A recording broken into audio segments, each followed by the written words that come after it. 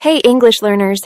Welcome back to the English Leap podcast, your go-to podcast for learning English and improving your life. I'm Erin. And I'm Evan. Today, we're tackling a question that might make you rethink how you spend each moment. Are we really making the most of our time? It's so easy to just go through the motions every day. Work, eat, scroll through social media, without really stopping to ask if we're using our time wisely. Well, if I'm being honest, I think I spend a fair bit of time working and a lot of it scrolling on my phone or watching random shows. I guess not everything is super important, but it's just my routine. Right, but let me be more specific. If you had to guess, what % of your day is spent on what truly matters, and what % is spent on unnecessary things? Oh, wow. I've never really thought of it that way. I guess maybe 30% on meaningful stuff? And the rest? I can't believe it. But that might be 70% on things that don't really matter at all. And that's the tricky part, right? Most of us spend a big chunk of our day on autopilot, filling our time with distractions we don't even notice. But here's a fact that puts it all into perspective. The average person only has around 4,000 weeks in a lifetime. If you're 40, you've already used up more than half of that. Whoa, that's a real wake-up call. I never realized just how short life really is. That's why we're here, to help you make the most of your time, not just manage it. We want you to walk away from this episode with a new perspective on what really matters. Oh, before we dive in, we've got something special for you. This episode comes with a free PDF that not only sums up the key points we'll discuss, but also includes a comprehension quiz and grammar exercises. That's right. The comprehension quiz will help you test how well you've understood today's discussion, and the grammar exercises will give you a chance to practice and improve your English skills. Don't miss out. Download it now from the link in the description. It's a great way to make your learning experience more interactive and fun. All right, let's jump right in. Erin, you ever notice how time felt so much slower when we were kids? Like, summer vacations seemed to last forever. But now, weeks just fly by. I mean, sometimes I wake up thinking it's Monday, and before I know it, it's already Friday. Oh, absolutely. Back then, 1 week felt like an entire year. And now, years pass in a blink. There's actually a reason for that. It's called the time perception paradox. That sounds deep. What's that about? So, basically, our brains measure time based on how many new experiences we record. When we were kids, everything was new. New places, new people, new things to learn. So our brains paid full attention. That made time feel slower. But as we grow older and fall into routines, our brains stop recording every little detail. The days blend together, and time feels like it's speeding up. That makes sense. It's like when you drive to a new place. It feels longer because you're noticing everything. But once it becomes part of your routine, the drive feels much shorter. Exactly. That's why to stretch your sense of time, you've got to break out of your routines. Try taking a different route to work, pick up a new hobby, or do something spontaneous. It forces your brain to pay attention again. Oh, I tried that last month. I signed up for a salsa class. I was terrible. But those 2 hours felt so fresh and exciting. It made that whole day feel longer. And you know what really shortens our time? The illusion of someday. We tell ourselves, I'll do it someday. But that day rarely comes. Someday is such a dangerous word. It's like this comfy couch of procrastination. It makes you feel safe, but it's also holding you back. Totally. We keep waiting for the perfect time. When we have more money, more energy, more motivation. But newsflash, the perfect time doesn't exist. Yep. It's like waiting for all the traffic lights on your route to turn green before you leave the house. If you wait for perfect conditions, you'll never start. Love that analogy. The best thing you can do is replace someday with a specific date. Even if it's something small, like setting a deadline to read that book or take the first step toward your goal, it makes it real. Or better yet, just start today, no matter how tiny the step. Want to learn guitar? Watch one YouTube tutorial. Thinking about a fitness plan? Go for a 10-minute walk. It's the small actions that create momentum. Speaking of momentum, I think one of the biggest game changers in time management is learning to prioritize what truly matters. Oh yeah, that's a tough one. There's always so much demanding our attention. Work, emails, notifications. And most of it feels urgent, but it's rarely important. I came across something called the deathbed test, and it really changed how I think about my time. Deathbed test. Sounds intense. It's actually pretty simple. Imagine you're 90 years old, looking back at your life. Will those extra hours you spent on emails and work matter? Or will you cherish the time you spent with family, friends, and doing what you love? Whoa, that hits hard. It really makes you think about what matters. It does. And once you figure out your priorities, it gets easier to focus. I follow the top 3 priorities rule. Every morning, I ask myself, what are the 3 most important things I need to focus on today? Those are my non-negotiables. Everything else is secondary. And part of that is learning to say no to time wasters. Trust me, I've had my fair share of wasted afternoons scrolling on social media. Oh, haven't we all? Social media is like this black hole for your time.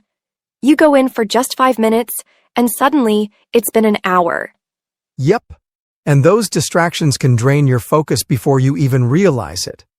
One thing that helped me was identifying my top time wasters and setting limits. Same here. I even turned off notifications for social apps, and it's been a game changer. Once I took back control of my time, I had so much more space for things that actually matter. Which brings me to another big lesson. Invest your time in experiences, not things. 100%. Experiences stick with you forever, but things? Not so much. Exactly. I remember when I bought this expensive gadget I thought I had to have. It felt exciting for about 2 weeks, and then I barely used it. But I can still vividly remember the road trip I took with friends 2 years ago. Same. I once spent a fortune on a designer bag that now just collects dust. Meanwhile, the weekend cooking class I took with my mom is one of my favorite memories. That's the beauty of experiences. They create stories, not just possessions. You know, Aaron, one of the biggest lessons I've learned about time is how we treat it compared to money. We obsess over saving money, but we often give away our time without a second thought. Exactly. We wouldn't throw cash into a trash can, but we're fine wasting hours on things that don't matter. The crazy thing is, time is more valuable than money because you can never earn more of it. Yep. I came across this concept called time wealth, which means having control over your schedule. It's not just about financial success. It's about having the freedom to spend your time the way you want. That's huge. I had a friend who landed this high-paying job, but it came with 80-hour work weeks. Sure, she made a lot of money, but she couldn't enjoy it. She had no time for her family, hobbies, or even herself. That's the trade-off, right? Sometimes earning more money means sacrificing valuable time. And before you know it, you're too exhausted to even enjoy what you've earned. So true. The goal shouldn't just be financial success. It should be creating time freedom. Yes, time is like a blank canvas. The more of it you control, the more you can paint the life you want. Another game changer for me was mastering single tasking. I used to be proud of my multitasking skills until I realized it was just making me more stressed and less productive. Oh, I've been there. I used to answer emails, cook dinner, and watch TV at the same time. The result? Burnt pasta and half-finished emails. Same. It's like juggling. Eventually, you drop everything. But when I started focusing on one thing at a time, everything became easier and more enjoyable. Yeah, it's like cooking a meal while being fully present. You savor each step, chopping, stirring, tasting, and it turns into this calming experience. Exactly. When we're fully focused, we actually enjoy what we're doing and do it better. Speaking of focus, have you ever tried keeping a time log? Oh, yeah. I thought I had a good sense of how I spent my time, but when I tracked it for a week, I was shocked. Turns out I spent way more time scrolling through my phone than I realized. Same here. Most people think they're spending their time productively, but the reality can be very different. It's like tracking your expenses. You can't manage your time if you don't know where it's going. Exactly. Keeping a time log for just a week can reveal patterns you never noticed, like how much time gets eaten up by small tasks or distractions. And once you know those patterns, you can make adjustments. I found an extra hour a day just by cutting back on social media. And let's not forget how important rest is. It's easy to think of rest as lazy or unproductive, but it's actually the opposite. Totally.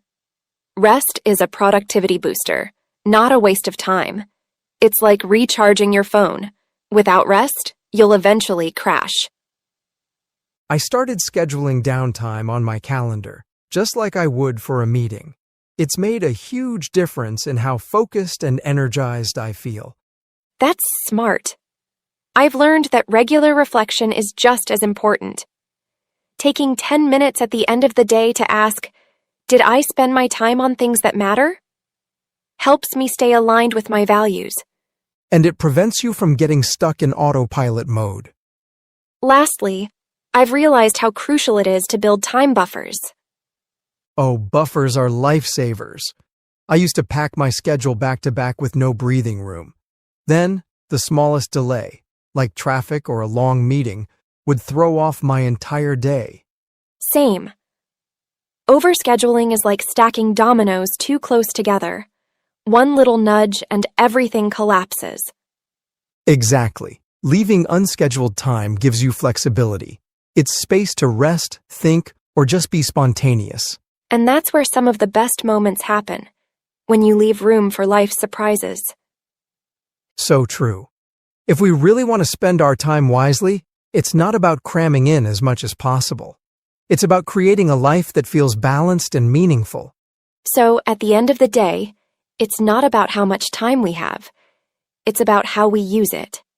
If we focus on what truly matters, build time buffers, and make space for meaningful experiences, we can create a life we love. Absolutely. And speaking of making life easier, it's time for our favorite part of the show, Charlotte's vocabulary section. Charlotte's here to break down some of the words and phrases we used today to help you understand and use them in your own conversations. Hey there, I'm Charlotte, and I've got 10 great words and phrases for you today. Let's jump right in. Time perception. Meaning, the way we sense and interpret how quickly or slowly time seems to pass. Example, your time perception changes when you're busy. It feels like the day flies by. Time wealth. Meaning, having control over your schedule and time. Example, John values time wealth more than money. He wants to spend time with his family. Trade-off. Meaning, giving up one thing to get something else. Example, the trade-off for living in a big city is dealing with heavy traffic. Time freedom. Meaning, the ability to choose how you spend your time. Example, having time freedom lets Sarah travel whenever she wants. Multitasking. Meaning, doing several tasks at once, usually with less focus. Example, multitasking while cooking can lead to burnt food. Time log. Meaning, a record of how you spend your time. Example, keeping a time log helped David reduce time-wasting activities. Productivity booster. Meaning, something that improves efficiency or focus. Example, a 10-minute walk can be a great productivity booster. Downtime. Meaning, time to rest or do something relaxing. Example, I always schedule some downtime on Sundays to recharge. Time buffers, meaning extra time left in your schedule for flexibility. Example, time buffers helped Lisa handle unexpected delays. Reflection, meaning thinking back on your actions and choices to learn from them.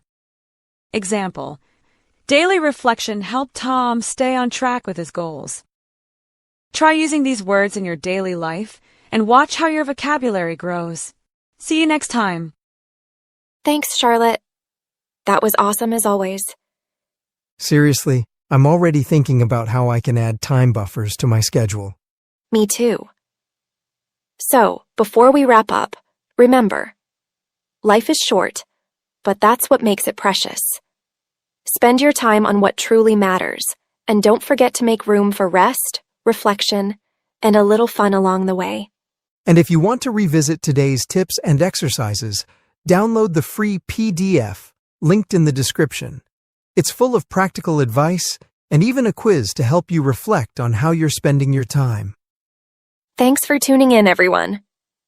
Until next time, stay curious, stay intentional, and keep making every minute count. Bye for now. Your progress doesn't end here. To continue advancing your English skills, click on the next video or explore the additional videos we've thoughtfully selected for you.